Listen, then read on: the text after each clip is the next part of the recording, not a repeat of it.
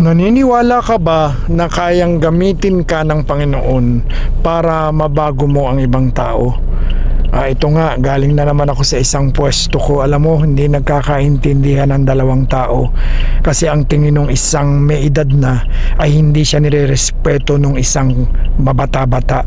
At totoo naman, nakita ko na kung paano siyang sagutin yung matanda. Yung matanda may sakit sa puso Kaya ito, pinoproblema ko ngayon. Pero alam mo, kinausap ko siya kanina. Sabi ko, tingnan na lang niya ang sarili niya. Kasi hindi naman perfecto. At minsan, papayagan ng Panginoon na buwisitin siya nitong mga bata-bata para madiskubre niya na nakatatanda kung ano talaga ang laman ng puso niya. Ano ang nasubok sa kanya? Una, ang pasensya. Kasi kung hindi naman siya binigyan ng batang kasama na siyang nabibwisit sa kanya, na siyang kinainisan niya, ay hindi niya madidiskubre ang level ng patience niya. Kaya ginamit ito ng Panginoon. Pangalawa, yung kakayanang maging selfless. Sabi ko sa kanya, kasi masyado niyang iniisip ang sarili niya.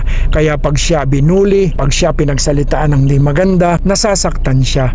Kasi masyado niyang pinakakataas-taas ang kanyang sarili. Ang Panginoon gusto'y selfless tayo. Kung ano man ang batikos o mga salitang ibinibigay sa atin, pwede naman natin siyang tiisin. Dahil nga kung hindi naman sarili natin ang ating iisipin, okay lang. Panginoon na lang ang ating tingnan. Sa pangatlo, yung ating pananampalataya sa ating Panginoon. Hindi naman darating to sa ating buhay. Hindi ka naman padadala ng tao na atrebido na siyang binubuli ka nang walang kadahilanan. Ginamit din sila ng Panginoon para sa iyo, para sa higit na pagbabago mo. Kaya dapat nananampalataya ka sa anumang sitwasyon daraan sa iyo, sa anumang klase ng taong ipadadala sa iyo.